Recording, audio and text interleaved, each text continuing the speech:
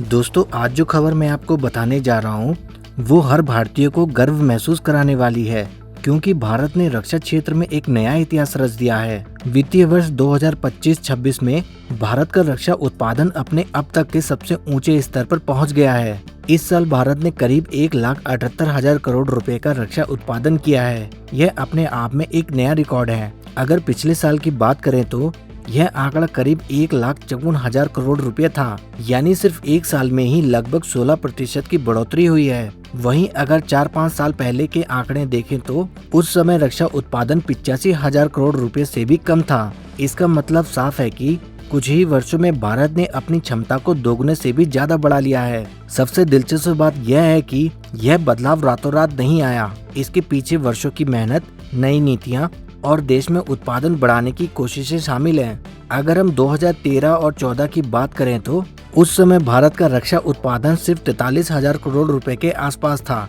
लेकिन आज वही आंकड़ा बढ़कर 1,78,000 करोड़ रुपए तक पहुंच चुका है, यानी करीब 4 गुना बढ़ोतरी। दोस्तों, इस सफलता में सिर्फ सरकारी कंपनियों का ही योगदान नहीं है। देश की निजी कंपनियां भी अब तेजी से आगे बढ़ रही हैं। पहले रक्षा क्षेत्र में निजी कंपनियों की भागीदारी काफी कम थी, लेकिन अब उनका योगदान लगातार बढ़ रहा है। आज हमारे छोटे और बड़े उद्योग रक्षा उपकरण बनाने में लगे हुए हैं। इससे देश में रोजगार भी बढ़ रहा है और नई तकनीकों पर भी काम हो रहा है। लेकिन कहानी सिर्फ यहीं तक सीमित नहीं है। पहले भारत दुनिया से हथियार खरीदता था, लेकिन अब दुनिया भारत के हथियार खरीदती है। इस साल भारत ने करीब 38,000 करोड़ रुपए के रक्षा उपकरण दूसरे देशों को बेचकर नया रिकॉर्ड बनाया है। यानी भारत अब रक्षा निर्यात के क्षेत्र में भी तेजी से आगे बढ़ रहा है। आज दुनिया के कई देश भारत में बने हथियारों पर भरोसा जता रहे हैं। भारत में बने रॉकेट सिस्टम, मिसाइलें, रडार और सुरक्षा उपकरण विदेशों तक पहुंच रहे हैं। अब जरा उन बड़े हथियारों की बात करते हैं जिनकी वजह से भारत की ताकत लगातार बढ़ रही है। सबसे पहले बात करें तेजस लड़ाकू विमान की। यह भारत में बना ऐसा विमान है जिसने दुनिया को दिखा दिया है कि भारत अपने दम पर आधुनिक लड़ाकू विमान बना सकता है। इसके बाद आता है आकाश मिसाइल सिस्टम।